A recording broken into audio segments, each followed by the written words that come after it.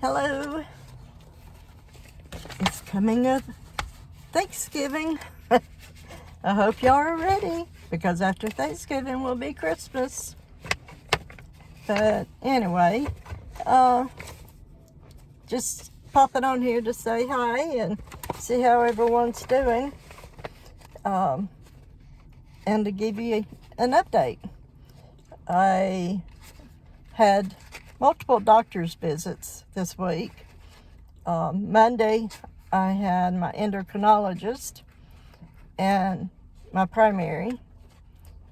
And Tuesday I had my pain doctor. And then today I had my rheumatologist. So I spoke with all of them about my dizziness and nausea and things like that. And one person wants to blame the hydroxychloroquine, and the rheumatologist wants to blame the pain patch. So I think that whatever they decide to put me on, or decide what medicine I need to be on, that I'm just going to keep a supply of meclizine and Zofran in case it is Meniere's, and then just take care of it that way. So, because that's the only side effects, is that, other than my hair falling out, and that is going to happen with all the medication for Sjogren's, autoimmune deficiency disorders. But anyway, I did some printouts on each of these, on the autoimmune, and I was going to go over explain one of them per blog. So today I'm going to go over the fibromyalgia, because I was diagnosed with that back in 1998. And the rheumatologist even said that that's my primary problem. So here it goes. This is the overview of it. Fibromyalgia is a disorder characterized by widespread musculoskeletal pain, accompanied by fatigue, sleep, memory, and mood issues. Researchers believe that fibromyalgia amplifies painful sensations by affecting the way your brain and spinal cord process painful and non-painful signals, which is true. I bumped my shin on a ball, trailer hitch ball, and my dear Lord, I thought I broke my shin the way it hurt. And they told me then that it magnifies the pain so much more. But anyway, I survived it. Symptoms often begin after an event such as a physical trauma, surgery, infection, or significant psychological stress. In other cases, symptoms gradually accumulate over time with no single triggering event. Women are more likely to develop fibromyalgia than are men.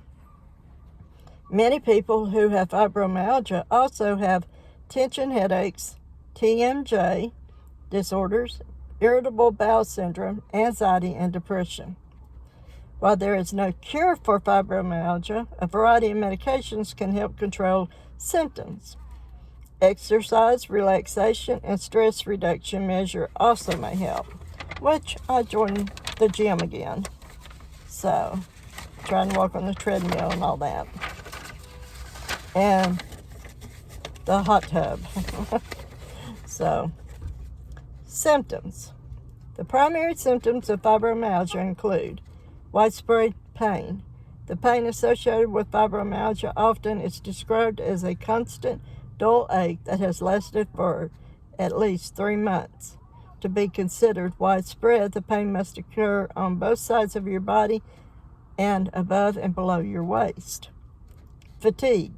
People with fibromyalgia often awaken tired, even though they report sleeping for long periods of time.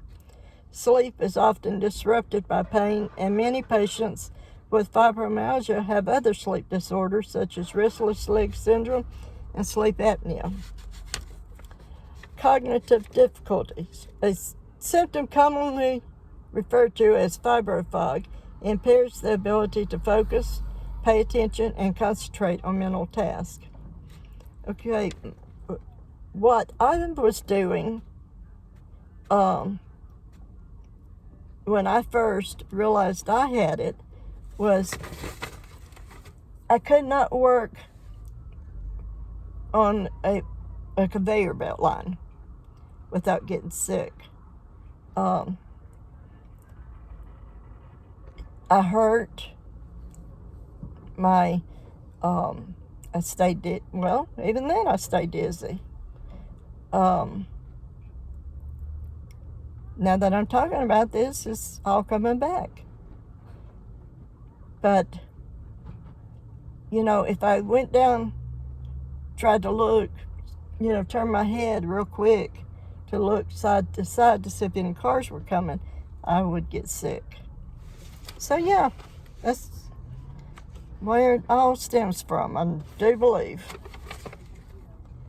Okay, fibromyalgia can often coexist with other conditions such as irritable bowel syndrome, chronic fatigue syndrome, migraine, and other types of headaches, interstitial cystitis or painful bladder syndrome, TMJ disorders, anxiety, and depression, and posterior tachycardia syndrome. Okay. The causes, it says many researchers believe that the repeated nerve stimulation causes the brain and spinal cord of people with fibromyalgia to change. This change involves an abnormal increase in levels of certain chemicals in the brain that signal pain. In addition, the brain's pain receptors seem to develop a sort of memory of the pain and become sensitized, meaning they can overreact to painful and non-painful signals. There are likely many factors that lead to these changes, including genetics. Because fibromyalgia tends to run in families, there may be certain genetic mutations that may make you more susceptible to developing the disorder. Infection. Some illnesses appear or trigger or aggravate fibromyalgia. Physical or emotional events. Fibromyalgia can sometimes be triggered by a physical event such as a car accident. Prolonged psychological stress may also trigger this condition. And at the time, I was in a car accident when I was 9. That was many years ago, where I was almost killed by a drunk driver. I went through the windshield, ended up having 36 stitches in my face. But at the time of this, I was married, and my ex-husband was mentally, verbally, and physically abusive.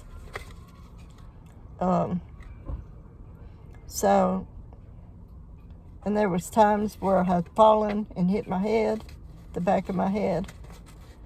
There was just a lot of things that went on with me. The risk factors for fibromyalgia include your sex. Fibromyalgia is diagnosed more often in women than in men. Family history. You may be more likely to develop fibromyalgia if a parent or sibling also has the condition. And I've got a sibling that has it. Other disorders. If you have osteoarthritis, rheumatoid arthritis, or lupus, you may be more likely to develop fibromyalgia. Well, at that point in time, I had never been tested to see if I had any other disorders. The complications, the pain, fatigue, and poor sleep quality associated with fibromyalgia can interfere with your ability to function at home or on the job. The frustration of dealing with an often misunderstood condition also can result in depression and health-related anxiety. And yes, that is one of the main issues about any autoimmune disorders. It's because you cannot see it. So people don't believe you.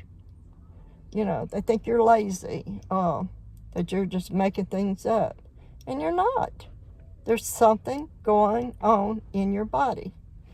And I have got a church member that comes to our church. I love her with every ounce of my being.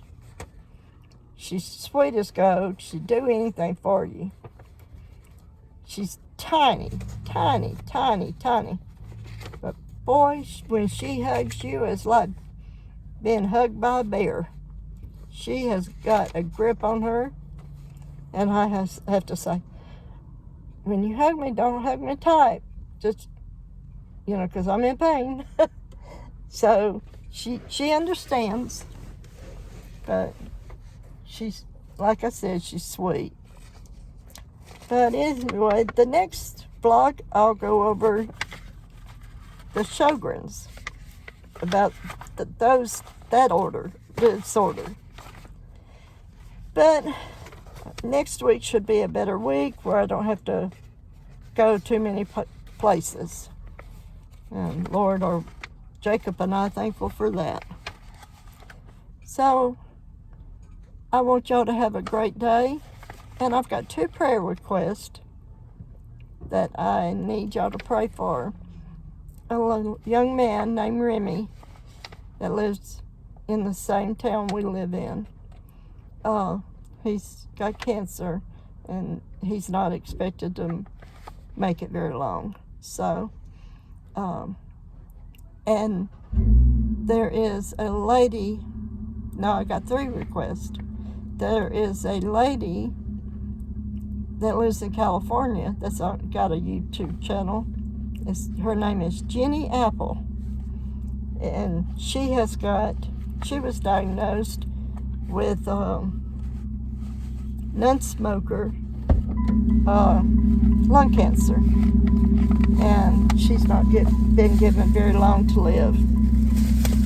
And then another lady that lives in Alaska, and her YouTube channel is called, what's it called? Alaskan Life?